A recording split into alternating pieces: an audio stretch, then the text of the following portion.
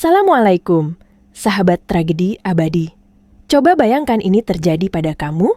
Di depan mata kamu, seorang ibu hamil tua hampir kehilangan nyawa. Kamu bergerak cepat, kamu menolong, kamu bertindak sebagai manusia. Tapi, bukannya dipuji, kamu justru dibentak, dihina di depan banyak orang, lalu dipecat tanpa belas kasihan.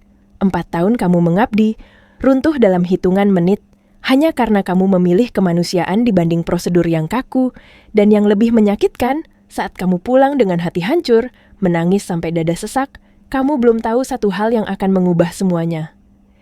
Ibu hamil yang kamu selamatkan itu, ternyata bukan orang biasa. Siapa dia sebenarnya? Dan bagaimana nasib kamu setelah pemecatan sekejam itu? Tapi sebelum kita mulai, bagi yang beragama Islam, saya sarankan tuliskan selawat Nabi Muhammad di komentar, semoga kelak menjadi saksi untuk mendapat syafaat di akhirat. Dan tulis juga dari kota mana kamu menyaksikan kisah ini. Like dan subscribe channel ini sangat membantu menyebarkan dakwah Islam dan menjadi amal jariah. Pagi itu, Sari Wulandari bangun lebih awal dari biasanya. Jam tangannya belum lama lewat dari subuh, dan udara di kontrakan kecilnya di kawasan Ciputat masih dingin. Langit pun kelabu seperti menahan hujan. Sari menatap sebentar langit dari balik jendela sempit, lalu menarik napas panjang, seakan mengumpulkan tenaga untuk menjalani hari yang entah kenapa terasa berat sejak awal. Setelah salat subuh dan membaca doa, Sari bergerak pelan agar tidak membangunkan ibunya. Di kamar sebelah, Bu Lastri, ibu Sari, masih tertidur. Usianya 62 tahun, tubuhnya sudah lama digerogoti diabetes dan tekanan darah tinggi. Setiap bulan, sebagian besar gaji Sari habis untuk obat-obatan dan biaya kontrol rutin ke puskesmas. Tapi Sari tidak pernah mengeluh. Bagi Sari, ibunya adalah segalanya. Sejak ayahnya meninggal 6 tahun lalu, mereka hanya berdua, saling bersandar, saling menguatkan, walau hidup sering terasa tidak adil. Di dapur kecil, Sari menyiapkan sarapan sederhana. Nasi goreng dengan telur dadar, juga secangkir teh manis hangat. Tangannya cekatan, tapi mata dan pikirannya penuh rasa khawatir yang ia simpan rapat-rapat. Ia menaruh piring di meja, lalu menyelipkan secarik kertas kecil bertuliskan, "Ibu, jangan lupa makan obatnya ya. Sari berangkat dulu. Assalamualaikum." Tulisannya rapi, tapi kalau diperhatikan, ada getar halus di setiap hurufnya. Seperti isi hati yang selalu takut ibunya sakit kambuh saat ia tidak ada di rumah. Sekitar pukul 6 pagi, Sari keluar dari kontrakan. Udara masih sejuk, jalanan belum terlalu ramai. Ia berjalan kaki sekitar 15 menit menuju halte terdekat, lalu naik bus Transjakarta yang berangkat tepat waktu. Di kursi dekat jendela, Sari membuka ponselnya. Ada pesan dari Dina, rekan kerjanya. "Hari ini Bu Ratna kayaknya lagi bad mood. Tadi pagi udah bentak-bentak satpam gara-gara parkiran penuh. Hati-hati ya." Sari menghela napas panjang. Bu Ratna Kusuma, supervisor mereka, berusia 35 tahun, terkenal keras, perfeksionis, dan tidak segan membentak karyawan di depan umum. Banyak karyawan takut padanya, termasuk Dina dan Rani, sahabat Sari di kantor. Tapi Sari selalu berusaha menenangkan dirinya. Ia tidak ingin hari-harinya habis untuk takut. Prinsipnya sederhana, bekerja dengan ikhlas, melayani nasabah dengan ramah, dan selalu bersyukur. Baginya, senyuman tulus kepada nasabah itu ibadah. Sekitar 30 menit kemudian, Sari tiba di Bank Mandala Cabang Serpong. Gedung berlantai 2 dengan cat putih bersih itu berdiri di pinggir jalan protokol yang ramai. Sari masuk lewat pintu samping khusus karyawan. Ia menyapa Satpam Pak Joko dengan ramah. "Pagi Pak Joko." "Pagi Mbak Sari. Semangat ya hari ini," jawab Pak Joko sambil tersenyum. Sari naik ke ruang loker di lantai 2. Dina sudah ada di sana, merapikan riasan di depan cermin kecil. Rani memeriksa jadwal piket di papan pengumuman. "Pagi Sar," sapa Dina singkat. "Pagi Din." "Pagi Ran." Rani tersenyum. Sari, kamu hari ini di loket nomor 3 ya?" Sari mengangguk. "Oke, siap." Ia membuka lokernya, mengganti sepatu dengan pantofel hitam yang rapi, merapikan jilbab, memastikan penampilannya pantas. Tapi, belum sempat suasana cair, pintu ruang loker tiba-tiba terbuka keras. Ratna masuk. Wajahnya datar, tatapannya tajam, seperti orang yang membawa badai masuk ke ruangan sempit itu. Semua karyawan yang tadi masih bergerak dan berbicara pelan mendadak diam. Ratna berjalan menuju lokernya tanpa menyapa siapapun, lalu menutup pintu loker dengan bunyi keras. "Hari ini kita ada target nasabah baru 10 orang," katanya dingin. "Siapa yang tidak mencapai target, siap-siap lembur tanpa uang lembur." Tidak ada yang berani menjawab. Semua hanya mengangguk, menelan, takut masing-masing. Ratna lalu keluar dengan langkah cepat. Begitu pintu tertutup, Dina langsung menghela napas lega, seperti baru saja selamat dari tenggelam. "Ya Allah, kenapa sih dia galak banget hari ini?" bisik Dina. Rani berbisik balik. Katanya kemarin dia kena tegur dari Pak Budi gara-gara target bulan lalu nggak tercapai, makanya sensitif. Pak Budi Santoso, manajer operasional mereka, 42 tahun, dikenal kaku pada aturan dan prosedur. Budi selalu mendukung gaya kepemimpinan Ratna karena menurutnya hanya dengan disiplin target bisa tercapai. Sari tidak ikut mengomentari. Ia sudah terlalu sering melihat orang-orang yang lupa bahwa di balik angka target ada manusia yang bernapas, lelah, dan punya hati. Sari turun ke lantai 1 menuju loketnya. Lobi bank sudah mulai ramai. Ia menyalakan komputer, memeriksa uang tunai di laci, memastikan semua alat kerja berfungsi. Ia menarik napas dalam-dalam, lalu tersenyum kecil pada dirinya sendiri. Hari baru, semangat baru. Pukul 9 pagi tepat, bank dibuka. Nasabah berdatangan. Ada ibu-ibu yang ingin menabung, pengusaha mengurus kredit, mahasiswa membuka rekening baru, sampai buruh pabrik yang mengirim uang. Sari melayani satu persatu dengan sabar. Ia tidak pernah membeda-bedakan orang dari pakaian atau jumlah uang. Di loket sebelah, Lita, customer service lain yang lebih individualis, terlihat sangat manis pada nasabah berpakaian rapi dan membawa tas branded. Tapi, ketika yang datang orang sederhana, sikap Lita berubah dingin, ketus, seperti pelayan yang lupa bahwa pekerjaannya adalah melayani. Sari melihat itu, tapi ia memilih diam. Ia percaya setiap orang menanggung akibat dari sikapnya sendiri. Sekitar pukul 10 pagi, antrean mulai mengular panjang. Lobi makin pengap meski AC dinyalakan maksimal. Sari tetap teliti. Tidak mau ada kesalahan transaksi karena terburu-buru. Dan saat ia sedang memproses penarikan uang untuk seorang bapak tua, pintu kaca bank terbuka lagi. Masuk seorang perempuan berjilbab coklat pudar, berjalan pelan, tertatih. Perutnya besar, jelas sekali ia hamil tua. Wajahnya pucat, keringat membasahi dahi meski ruangan dingin. Gamis coklatnya sudah pudar, jilbabnya kusut, sandalnya seperti hampir putus. Beberapa nasabah langsung melirik dengan tatapan tidak nyaman. Ada yang berbisik, ada yang mengernyit, seolah kehadiran perempuan itu mengganggu pemandangan. Pak Joko mendekatinya dengan curiga. "Maaf ibu, ibu mau apa?" tanyanya. Nada agak ketus. Perempuan itu menoleh, suaranya lemah. "Saya mau ambil uang, Pak." Pak Joko melirik dari ujung kepala sampai kaki, seolah tidak percaya. Tapi akhirnya ia menunjukkan mesin antrian. Perempuan itu mengambil nomor, lalu berjalan pelan menuju kursi tunggu. Ia duduk dengan susah payah, sesekali memegangi perutnya, menahan rasa sakit yang tidak ia ucapkan. Dari loketnya, Sari memperhatikan. Ada sesuatu yang membuat hati Sari tidak tenang. Wajah perempuan itu terlalu pucat. Keringatnya tidak wajar. Napasnya tersengal-sengal, seperti orang yang sedang melawan pingsan. Sari ingin berdiri, ingin menghampiri, ingin bertanya apakah ia baik-baik saja. Tapi antrean di depannya masih panjang. Ia menahan diri sambil terus melirik ke arah kursi tunggu itu, berharap perempuan itu kuat, berharap tidak terjadi apa-apa. Walau firasatnya semakin menekan dada. Sari terus melayani nasabah di depannya, tapi matanya sesekali mencuri pandang ke kursi tunggu. Perempuan hamil itu semakin terlihat tidak baik-baik saja. Tangan kirinya memegangi perut besar yang seperti menegang, sementara tangan kanannya menekan pelipis, seolah kepalanya berputar. Keringatnya makin banyak, bibirnya memucat, dan cara ia menarik napas terdengar pendek-pendek, seperti menahan sesuatu yang sakit sekali.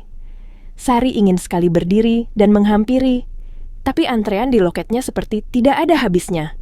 Ia hanya bisa berdoa dalam hati, "Ya Allah, kuatkan ibu itu. Jangan sampai terjadi apa-apa."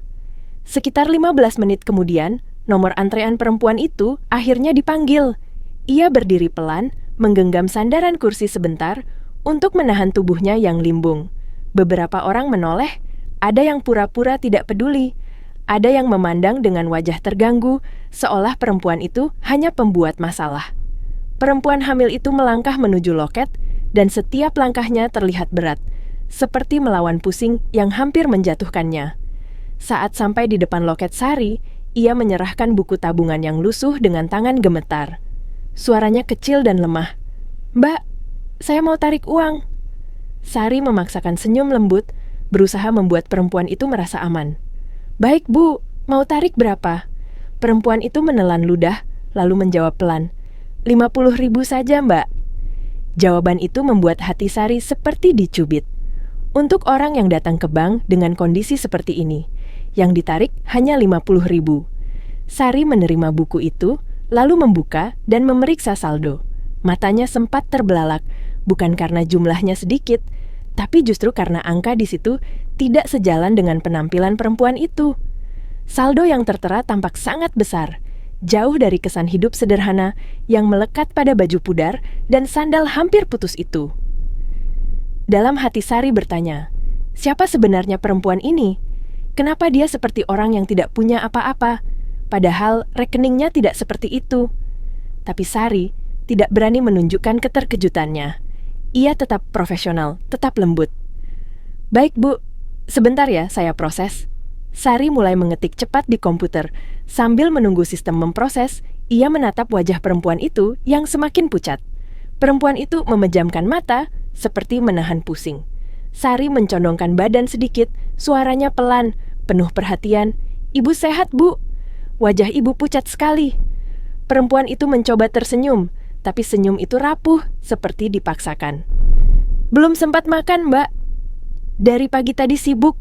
Antarkan suami berangkat kerja." Kalimat itu terdengar sederhana, tapi nada suaranya seperti orang yang sudah menahan lelah terlalu lama. Sari menahan napas, lalu mempercepat pekerjaannya. Ia tidak ingin perempuan itu menunggu lama. Begitu transaksi selesai, Sari mengambil uang dari laci, menghitung dengan teliti, lalu menyerahkannya bersama struk. "Ini uangnya, Bu, 50.000. Ini struknya." Perempuan itu mengangguk pelan. Tangannya bergerak mengambil uang itu, tapi tiba-tiba tangannya berhenti di udara. Matanya kosong, wajahnya makin pucat seperti kertas. Ia mencoba berdiri tegak, tapi lututnya seperti hilang tenaga. Tangannya meraba-raba udara, mencari pegangan yang tidak ada, dan dalam 1 detik yang membuat jantung semua orang seperti berhenti, perempuan itu jatuh. Tubuhnya ambruk tepat di depan loket Sari. Suara gaduh kecil pecah di lobi. Kursi bergeser. Orang-orang tersentak. Ada yang memekik tertahan, ada yang mundur ketakutan, ada pula yang hanya terpaku tidak tahu harus berbuat apa. Astaga, ada orang pingsan. Sari membeku hanya sepersekian detik. Lalu, naluri kemanusiaannya mengambil alih. Ia berdiri cepat, keluar dari kursinya, mengitari loket, dan berlutut di samping perempuan itu. Ia menepuk pelan pipi perempuan itu, memanggil dengan lembut tapi tegas. "Bu, Bu, dengar saya, Bu." Tidak ada jawaban. Sari langsung memeriksa denyut nadi di pergelangan tangan. Masih ada, tapi lemah. Napas perempuan itu tersengal, tidak teratur, dan wajahnya seperti kehilangan warna. Sari menelan ludah, lalu menatap sekeliling. "Tolong panggil ambulans, cepat. Ibu ini hamil tua." Dina yang mendengar segera bergerak, lari ke arah satpam. Pak Joko juga tersadar, buru-buru mengeluarkan ponsel untuk menelepon nomor darurat. Beberapa nasabah mulai berkerumun, tapi Sari mengangkat tangan memberi isyarat agar memberi ruang. Sari mengingat pelatihan pertolongan pertama dasar yang pernah ia ikuti. Ia mengambil napas dalam, menenangkan dirinya, lalu memiringkan tubuh perempuan itu sedikit agar lebih aman, memastikan jalan napasnya tidak tertutup. Ia lalu berkata keras, tolong ambilkan air putih dan gula dari pantry. Cepat! Seseorang berlari. Sari kembali fokus pada perempuan itu. Ia mengambil kertas bekas dari meja informasi, lalu mengipasinya perlahan agar perempuan itu tidak semakin sesak. Di matanya, ini bukan sekadar nasabah, ini seorang ibu, dan di dalam perut itu ada bayi yang belum pernah melihat dunia. Sari tidak bisa membiarkan mereka pergi begitu saja. Namun, tepat saat semua orang sibuk bergerak, sebuah suara keras memecah konsentrasi. "Sari, apa yang kamu lakukan?" Sari mendongak. Ratna Kusuma berdiri beberapa langkah dari mereka, wajahnya dingin seperti batu. Tatapannya menusuk, bukan ke arah perempuan yang pingsan, tapi langsung ke arah Sari, seperti Sari baru saja melakukan dosa besar. "Kamu meninggalkan loket?" bentak Ratna. Suara itu menggema di lobi yang mendadak hening. Semua orang menoleh, semua orang mendengar. Dan di saat perempuan hamil itu tergeletak tak berdaya, Ratna justru marah karena prosedur. Sari menahan sakit di dadanya. Ia tetap berusaha sopan, tapi suaranya tegas. "Bu Ratna, ibu ini pingsan. Dia hamil tua. Kalau saya tidak cepat bertindak, bisa bahaya." Ratna tertawa sinis, lalu menunjuk antrean yang masih panjang. "Lihat sekelilingmu, lihat antrean ini. Tugas kamu melayani nasabah, bukan main dokter-dokteran." Bisik-bisik mulai terdengar. Ada yang simpati pada Sari, ada yang takut ikut campur, ada juga yang memandang seolah Sari membuat keributan. Sari menghela napas, menahan emosi agar tidak meledak. "Bu, ini nyawa manusia." Ratna melangkah lebih dekat, telunjuknya menunjuk tajam ke arah Sari. "Kembali ke loket kamu sekarang, biar satpam yang urus." Sari menatap Ratna, lalu menatap perempuan itu yang masih lemah. Di titik itu, Sari tahu kalau ia mundur, ia mungkin aman secara pekerjaan, tapi hatinya akan hancur seumur hidup. Ia memilih menjadi manusia. "Maaf, Bu Ratna, saya tidak bisa," ucap Sari pelan tapi mantap. Ratna terdiam sejenak, seperti tidak percaya ada karyawan yang berani menolak. Dina dan Rani memandang dengan mata membesar, takut sekaligus kagum. Sari menoleh ke Pak Joko, suaranya cepat dan terarah.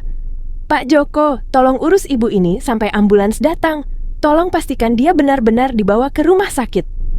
Tidak lama kemudian, suara sirene terdengar mendekat. 2 paramedis masuk membawa tandu. "Rumah sakit Medika, ada pasien darurat?" tanya salah satu dari mereka. Sari berdiri dan menjelaskan kondisi perempuan itu dengan detail. Paramedis mengangguk cepat, lalu memeriksa tanda-tanda vital, memasang oksigen, dan infus dengan gerakan terlatih. Mereka mengangkat perempuan itu ke tandu. Sari memandang wajah perempuan itu yang masih pucat. Hatinya seperti diremas. Ia merogoh dompetnya, mengambil uang 100.000, lalu menyerahkannya pada paramedis. "Mas, ini 100.000. Tolong pastikan ibu ini dirawat dengan baik. Ini untuk biaya awal kalau dibutuhkan." Paramedis menerima dengan sopan, mengangguk. "Baik, Bu." Tandu didorong keluar. Lobi yang tadi tegang perlahan kembali bergerak. Orang-orang mulai kembali ke kursi tunggu. Tapi Sari belum sempat kembali ke loketnya, karena Ratna sudah berdiri di sampingnya dengan tatapan yang lebih dingin dari sebelumnya. "Sari," suara Ratna rendah, tapi justru lebih menakutkan. "Kamu ikut saya sekarang." Dada Sari berdebar kencang. Ia tahu, setelah ini, hidupnya tidak akan sama lagi. Tapi dalam hati, ia masih berdoa, "Ya Allah, kalau ini harga untuk menolong seseorang, kuatkan saya." Langkah Sari terasa berat saat mengikuti Ratna menuju ruang supervisor di lantai 2. Tangannya dingin, jantungnya berdetak tidak beraturan. Tapi wajahnya, ia paksa tetap tenang. Setiap anak tangga seperti membawa dirinya semakin jauh dari zona aman yang selama ini ia jaga dengan kerja keras dan kepatuhan. Di kepalanya berputar bayangan ibu di rumah, obat-obatan yang harus dibeli bulan ini, dan gaji yang selalu habis sebelum benar-benar sempat disimpan. Begitu pintu ruangan tertutup, Ratna langsung berbalik. Wajahnya merah menahan amarah. Tanpa mempersilakan duduk, ia menyilangkan tangan di dada. "Kamu sadar tidak apa yang kamu lakukan barusan?" Suara Ratna dingin, menusuk. Sari berdiri tegak. "Saya menolong nasabah yang pingsan, Bu." Ratna tertawa pendek, sinis. Menolong. Kamu melanggar SOP. Kamu meninggalkan loket tanpa izin, membuat kepanikan, dan memperlambat pelayanan. Kamu tahu berapa komplain yang bisa masuk gara-gara aksi sok heroik kamu itu? Kata-kata itu menghantam Sari seperti tamparan. Sok heroik. Ia menarik napas pelan, mencoba menahan getar di suaranya. Bu, dia hamil tua. Kalau saya biarkan, bisa berbahaya. Saya hanya melakukan apa yang seharusnya dilakukan manusia. Ratna mengetuk meja dengan keras. Di bank ini, kita bekerja berdasarkan prosedur, bukan perasaan. Kalau semua karyawan bertindak seenaknya, bank ini bisa kacau. Pintu ruangan terbuka. Pak Budi Santoso masuk, wajahnya datar, membawa map tipis di tangannya. Ratna langsung mengubah nada suaranya, terdengar lebih formal. Pak Budi, ini Sari. Dia meninggalkan loket dan membuat keributan di lobi. Pak Budi menatap Sari dari ujung kepala sampai kaki. Tatapan itu dingin, tanpa empati. Apa benar itu? Sari mengangguk. Benar, Pak. Tapi saya melakukannya karena nasabah pingsan. Kondisinya darurat. Pak Budi membuka map, membaca beberapa lembar kertas, lalu menutupnya perlahan. Sari, kamu sudah bekerja di sini 4 tahun. Harusnya kamu tahu aturan. Justru karena saya sudah 4 tahun di sini, Pak. Suara Sari bergetar tapi tegas. Saya tahu bank ini selalu mengajarkan pelayanan prima. Dan bagi saya, pelayanan prima itu termasuk menyelamatkan nyawa. Ruangan mendadak hening. Ratna mendengus kesal. Pak Budi menatap Sari lama, lalu menghela napas pendek. Empati itu bagus, tapi tempatnya bukan di sini. Kalimat itu seperti pisau. Sari menunduk sebentar, menahan air mata yang hampir jatuh. Kalau begitu, Pak, di mana tempat empati? Ratna tersentak. Sari, jaga ucapanmu. Pak Budi mengangkat tangan, menghentikan Ratna. Wajahnya mengeras. Cukup, kami sudah mempertimbangkan ini. Tindakan kamu melanggar prosedur berat dan mencoreng citra bank. Ia mendorong selembar kertas ke arah Sari. Ini surat pemutusan hubungan kerja, berlaku efektif hari ini. Dunia Sari seperti runtuh dalam 1 detik. Matanya buram. Suara di sekitarnya menghilang, digantikan dengung panjang di telinga. Di kertas itu, namanya tertulis jelas. Tanggal hari ini. Tanda tangan manajemen. Tidak ada peringatan, tidak ada kesempatan membela diri. Dipecat, suara Sari hampir tak terdengar. Ratna menjawab dingin. Anggap ini pelajaran, lain kali jangan bawa perasaan ke tempat kerja. Sari menggenggam kertas itu dengan tangan gemetar. 4 tahun. 4 tahun bangun pagi, pulang malam, menahan lelah, menahan marah, menelan tangis. Semua berakhir karena ia memilih menolong seorang ibu hamil. Ia mengangguk pelan. Baik, Pak, Bu Ratna. Tanpa menunggu dipersilakan, Sari berbalik keluar ruangan. Setiap langkah menuju ruang loker terasa seperti berjalan di lorong panjang penuh luka. Dina dan Rani yang melihatnya keluar dengan wajah pucat langsung berdiri. Dina mendekat, matanya berkaca-kaca.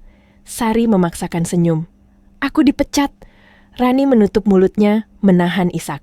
Ya Allah! Sari mengemasi barang-barangnya dalam diam. Foto kecil ibunya ia masukkan ke tas. Pulpen kesayangannya. Buku catatan kecil. Tidak banyak, tapi setiap benda terasa berat karena kenangan yang melekat padanya. Saat berjalan keluar gedung, Pak Joko menatapnya bingung. Mbak Sari, kok pulang? Sari berhenti sejenak. Saya sudah tidak bekerja di sini, Pak. Pak Joko terdiam, lalu menunduk. Maaf, Mbak. Dunia memang kadang kejam. Di luar, matahari sudah tinggi, tapi Sari merasa dingin. Ia berjalan tanpa tujuan jelas, lalu duduk di halte bus. Begitu bos datang dan ia duduk di kursi dekat jendela, air matanya akhirnya jatuh. Tangisnya pecah tanpa suara, bahunya bergetar, dadanya sesak seperti ditekan batu besar. Ia memejamkan mata, berbisik lirih. Ya Allah, saya salah ya menolong orang. Bus melaju membawa Sari pulang, tanpa pekerjaan, tanpa kepastian, hanya membawa satu keyakinan kecil di hatinya, bahwa apapun yang terjadi, ia tidak menyesal memilih menjadi manusia.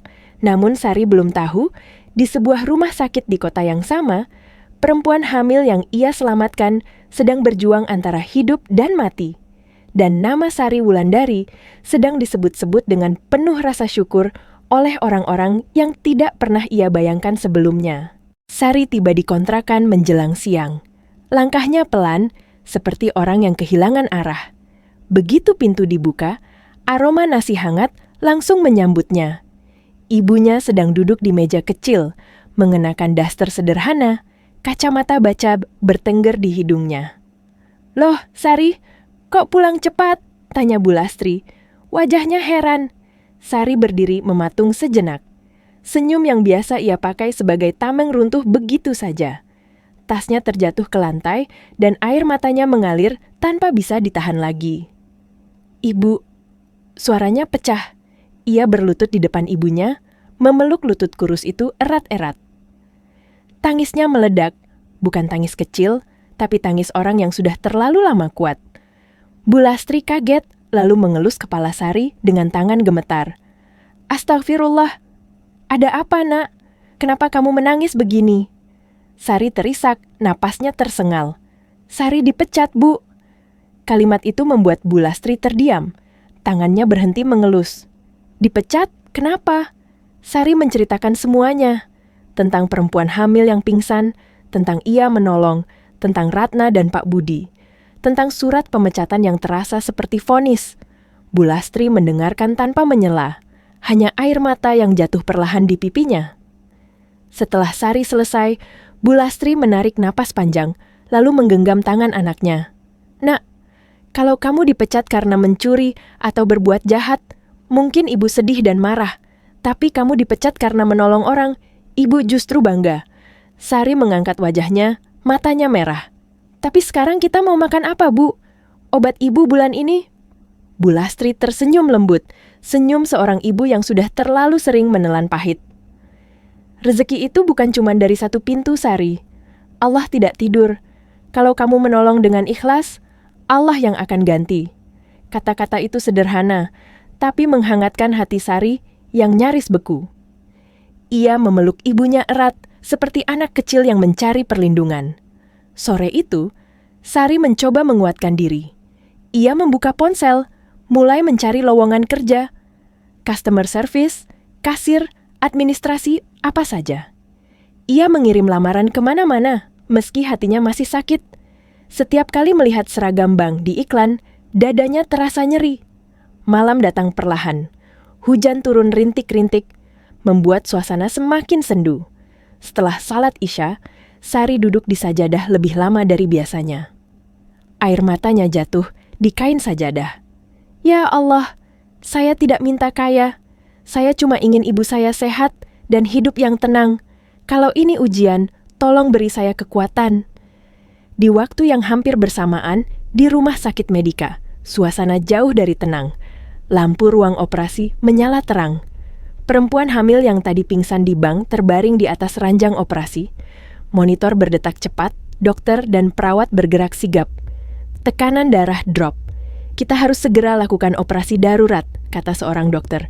Suaminya berdiri di luar ruang operasi, wajahnya pucat, tangannya gemetar memegang tas kerja lusuh.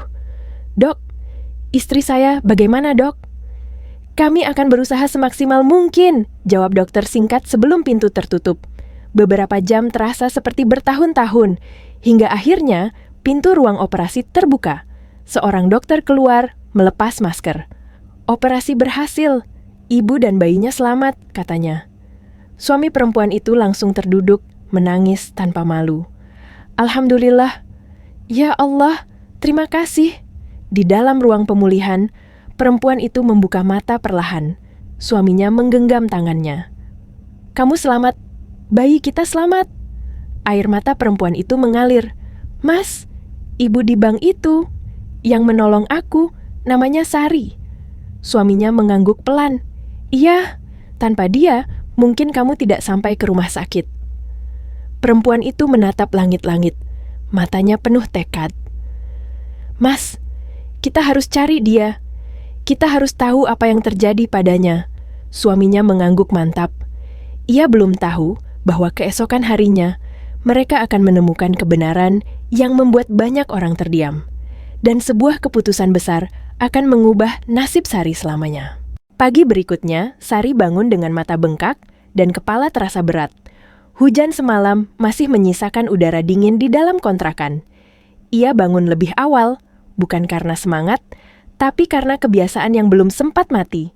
Tubuhnya masih otomatis bergerak seperti hari kerja biasa. Ia duduk di tepi kasur, menatap seragam bank yang tergantung rapi di dinding. Seragam itu kini terasa seperti milik orang lain. Sari menghela napas panjang, lalu berdiri. Ia membantu ibunya menyiapkan sarapan sederhana. Tidak ada keluhan keluar dari mulutnya, tapi pikirannya terus berputar. Lamaran yang ia kirim semalam belum tentu dibalas. Tabungan mereka sangat terbatas, dan bayangan obat-obatan ibunya selalu muncul seperti pengingat yang menyesakan. Sementara itu, di sebuah kamar VIP rumah sakit Medika, suasana sangat berbeda. Perempuan yang kemarin pingsan kini terbaring rapi, wajahnya sudah jauh lebih segar meski masih terlihat lelah. Bayi laki-laki mungil tertidur di boks transparan di samping tempat tidurnya.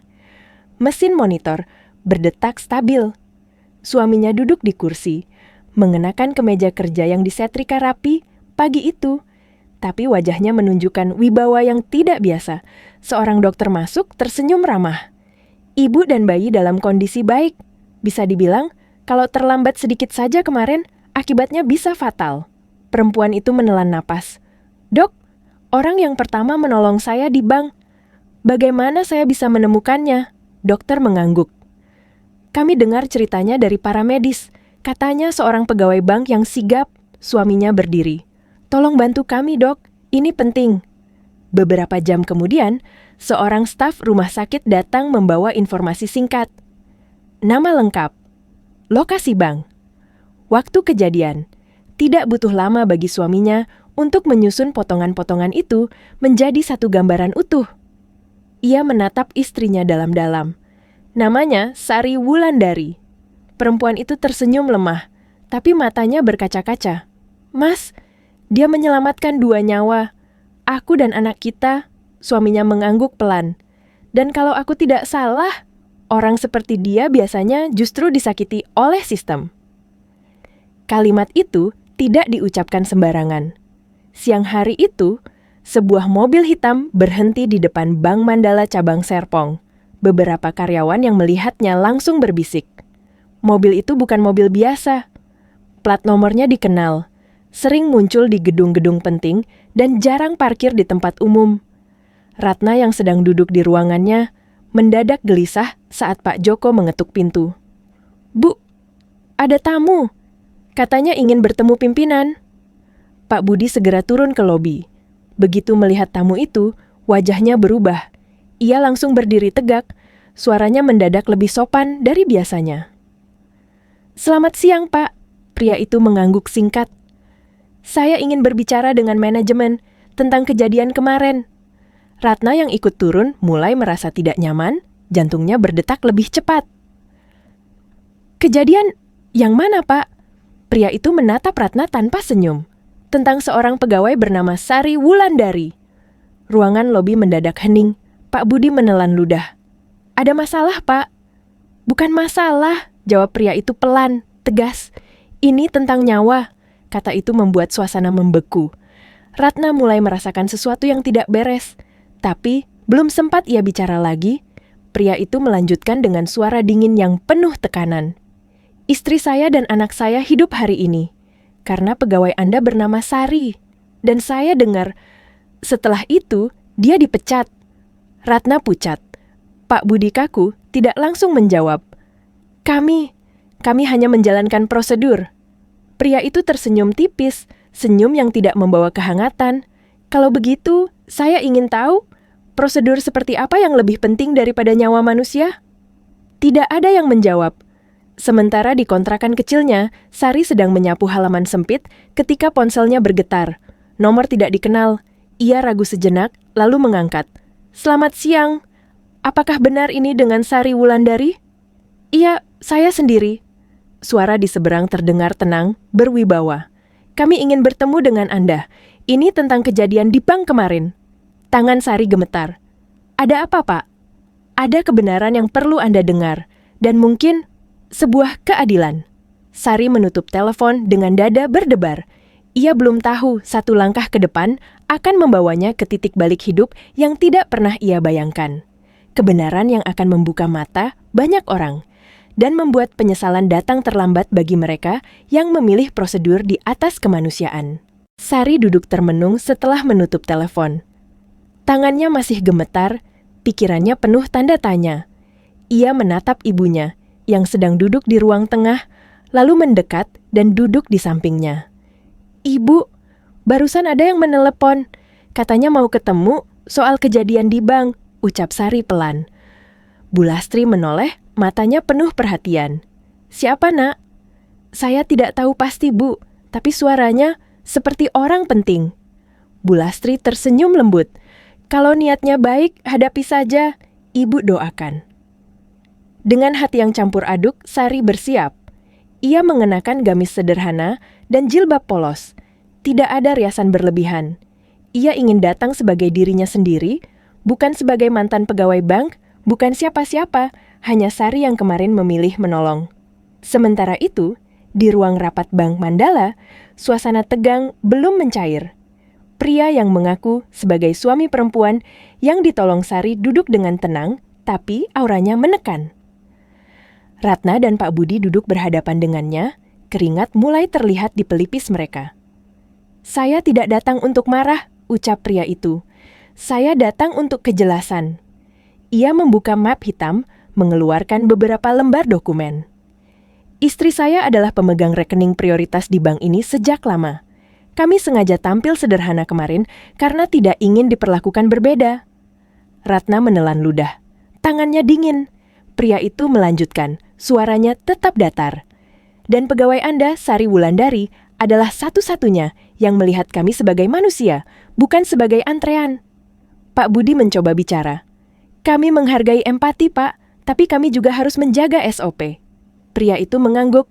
"Saya paham SOP. Saya memimpin perusahaan dengan ribuan karyawan. Tapi SOP yang mematikan empati itu bukan disiplin, itu kegagalan." Kalimat itu membuat Ratna menunduk. Beberapa menit kemudian, di sebuah kafe sederhana tak jauh dari bank, Sari tiba sesuai alamat yang diberikan. Ia melihat pria itu duduk di sudut ruangan. Begitu Sari mendekat, pria itu berdiri dan menunduk hormat. "Saya Arman," ucapnya. "Suami dari perempuan yang Anda tolong kemarin." Sari terkejut. "Bagaimana kabarnya, Pak? Ibu itu, bayinya?" Arman tersenyum, matanya berkaca-kaca. "Mereka selamat, dua-duanya, karena Anda." Sari menutup mulutnya, air mata mengalir tanpa sadar. "Alhamdulillah." Arman mempersilakan Sari duduk. Ia lalu menceritakan semuanya. Tentang operasi darurat, tentang detik-detik kritis, tentang bagaimana para medis berkata kalau terlambat sedikit saja akibatnya bisa fatal. "Sari," kata Arman pelan, "saya dengar Anda dipecat setelah kejadian itu." Sari menunduk. "Iya, Pak. Tapi tidak apa-apa. Mungkin ini memang jalan saya." Arman menggeleng pelan. "Tidak, ini bukan soal jalan, ini soal keadilan." Ia mengeluarkan sebuah amplop. "Saya tidak datang untuk memberi uang sebagai balasan. Saya datang untuk memberi pilihan." Sari terdiam. "Perusahaan saya sedang membuka posisi pelayanan publik, bukan sekadar melayani, tapi memimpin dengan empati. Saya ingin Anda bergabung." Sari terkejut. Saya tidak yakin, Pak. Saya cuman pegawai bank biasa." Arman tersenyum. "Justru itu, orang biasa yang memilih melakukan hal luar biasa." Sari mengangkat wajahnya, matanya basah. Untuk pertama kalinya sejak dipecat, dadanya terasa sedikit lega. Tapi di dalam hatinya masih ada satu luka yang belum tertutup. Luka tentang cara ia diperlakukan. Tentang harga yang harus dibayar karena memilih menolong. Dan Arman tahu itu. "Masih ada satu hal lagi," kata Arman.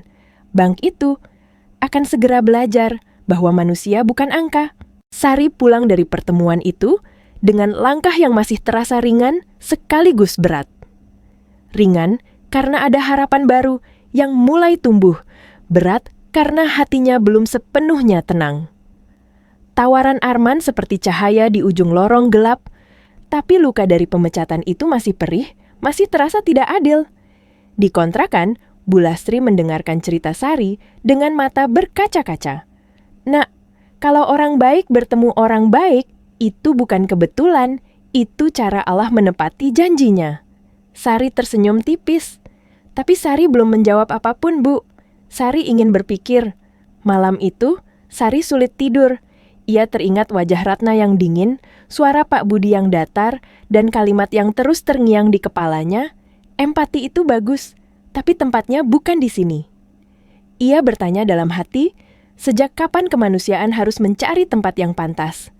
Sementara itu, keesokan paginya di Bank Mandala, suasana berubah drastis. Pak Budi dipanggil ke kantor pusat. Ratna juga ikut, wajahnya tegang. Di ruang rapat besar dengan dinding kaca, beberapa petinggi bank sudah menunggu. Di tengah meja, duduk Arman, tenang, berwibawa, dengan map tebal di depannya. Saya mewakili beberapa pemegang saham utama, kata Arman pelan tapi tegas, dan kami ingin klarifikasi. Ratna menelan ludah. Tentang kejadian kemarin, Pak, kami hanya menjalankan prosedur. Arman membuka map, memperlihatkan salinan rekaman CCTV. Terlihat jelas Sari berlari keluar dari loket, berlutut, memeriksa nadi, memberi instruksi dengan tenang. Tidak ada kepanikan, tidak ada keributan, hanya kepedulian. Ini yang Anda sebut pelanggaran berat? Tanya Arman. Tidak ada jawaban. Saya juga ingin bertanya, lanjutnya, apakah bank ini ingin dikenal sebagai institusi yang menyelamatkan nyawa atau yang menghukum empati? Salah satu petinggi bank berdehem. Keputusan pemecatan itu mungkin terlalu terburu-buru. Ratna menatap meja, wajahnya pucat. Pak Budi mengusap keningnya. Arman menutup map. Saya tidak meminta bank ini mempekerjakan kembali Sari demi saya. Saya meminta Anda bertanggung jawab atas keputusan yang salah. Rapat itu berakhir dengan suasana berat. Beberapa jam kemudian, memo internal tersebar. Audit internal. Evaluasi SOP. Dan satu kalimat yang membuat banyak orang terdiam, keputusan pemecatan terhadap Sari Wulandari dinyatakan tidak sah dan melanggar nilai pelayanan bank. Di kontrakan kecilnya, Sari menerima panggilan lain. Kali ini dari nomor yang ia kenal. Sari, suara Pak Budi terdengar berbeda. Tidak lagi dingin, ada nada canggung. Manajemen memutuskan, kami ingin mengajak kamu kembali bekerja dengan permintaan maaf resmi. Sari terdiam lama, tangannya menggenggam ponsel erat. Di kepalanya terlintas semua yang ia lalui. Tangis di halte, wajah ibunya yang khawatir, harga diri yang sempat runtuh. Terima kasih, Pak, ucap Sari akhirnya. Suaranya tenang. Tapi izinkan saya berpikir. Ia menutup telepon, lalu menatap ibunya. Bu Lastri mengangguk pelan, seolah berkata, apapun keputusanmu, ibu ada di sini. Sari berdiri di persimpangan hidupnya. Kembali ke tempat yang pernah melukainya. Atau melangkah ke jalan baru yang menjanjikan makna lebih dalam. Dan untuk pertama kalinya, ia sadar nilai dirinya tidak ditentukan oleh seragam atau jabatan. Pagi itu terasa berbeda bagi Sari. Udara di kontrakan kecilnya tidak lagi terasa seberat hari-hari sebelumnya.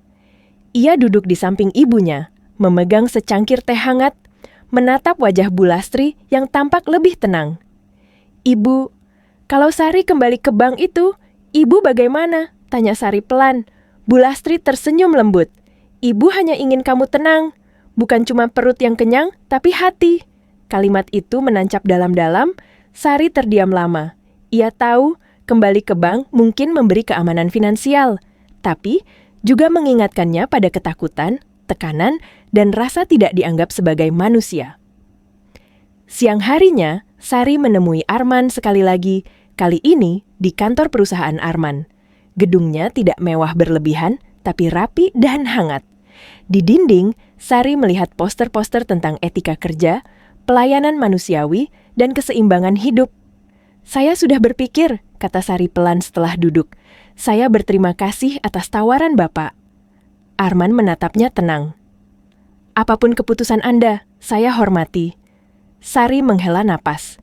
Saya memilih melangkah ke tempat yang membuat saya tidak perlu mematikan hati untuk bekerja. Arman tersenyum, senyum lega. Saya tidak salah memilih orang. Ia lalu menjelaskan peran yang akan diemban Sari. Bukan sekadar posisi, tapi tanggung jawab. Melatih staf pelayanan agar berani berempati. Membantu menyusun kebijakan yang menempatkan manusia di pusat layanan. Ini bukan pekerjaan mudah, kata Arman. Anda mungkin akan berhadapan dengan orang-orang yang berpikir seperti Bu Ratna. Sari mengangguk. Saya sudah terbiasa. Sementara itu, di Bank Mandala, Ratna duduk sendiri di ruangannya. Surat peringatan ada di mejanya.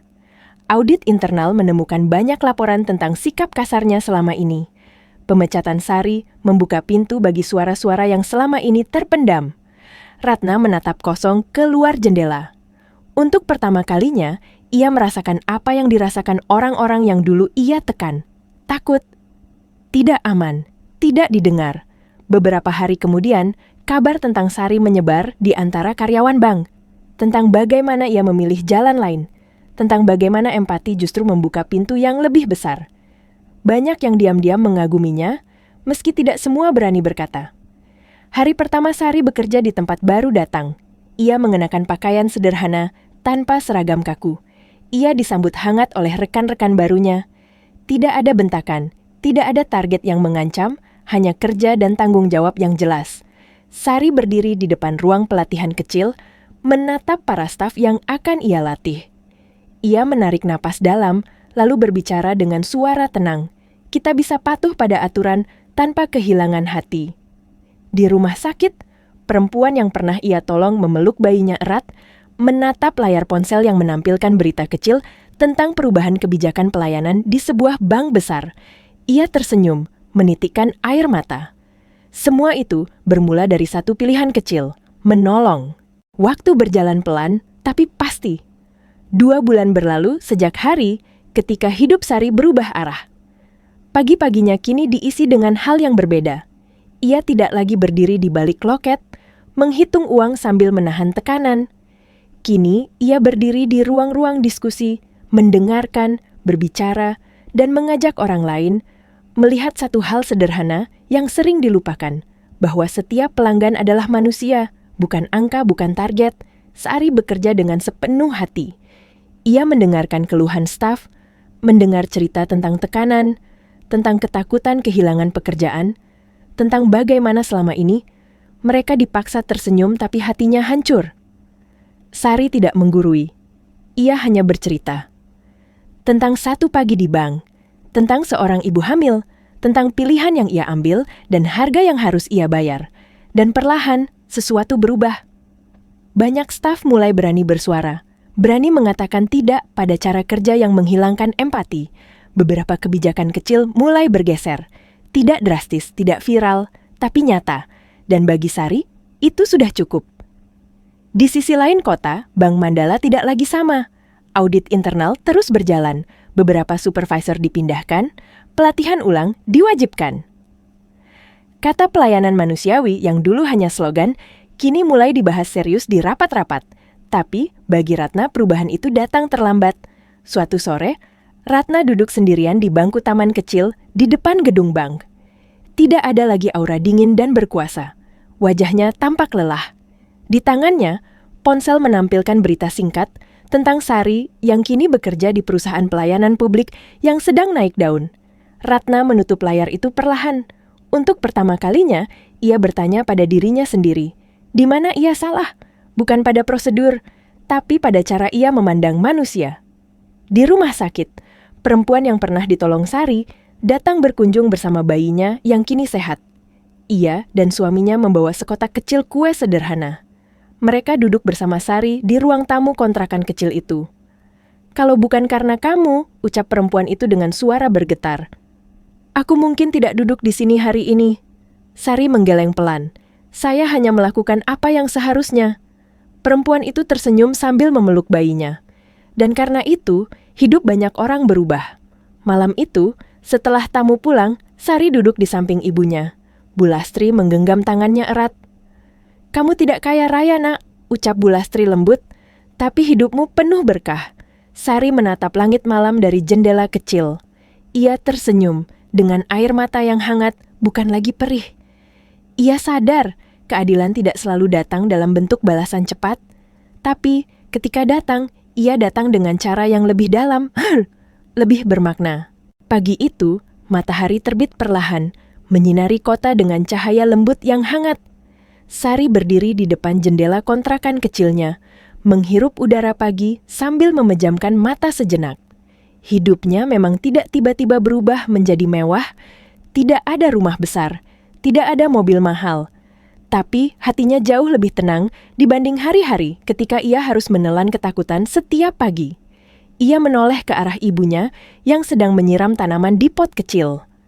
Bu Lastri tersenyum ketika melihat Sari memandangnya. Senyum sederhana itu lebih berharga daripada apapun yang pernah Sari kejar. Di tempat kerjanya yang baru, Sari kini dikenal bukan karena jabatannya, tapi karena caranya mendengarkan. Banyak orang datang padanya bukan untuk meminta solusi instan, tapi untuk merasa dimanusiakan. Dan dari situlah, perubahan-perubahan kecil terus tumbuh, seperti benih yang disiram dengan sabar. Sementara itu, di Bank Mandala, papan visi dan misi masih terpajang rapi. Kata empati kini tertulis lebih besar dari sebelumnya. Tapi, bagi sebagian orang, kata itu bukan lagi sekadar hiasan. Ia menjadi pengingat tentang satu nama yang pernah pergi dengan luka dan mengajarkan pelajaran tanpa teriak. Ratna suatu hari berdiri di depan cermin ruangannya. Ia menarik napas panjang. Tidak ada yang menepuk bahunya, tidak ada yang memujinya. Tapi untuk pertama kalinya, ia berusaha melihat dunia dengan cara yang berbeda.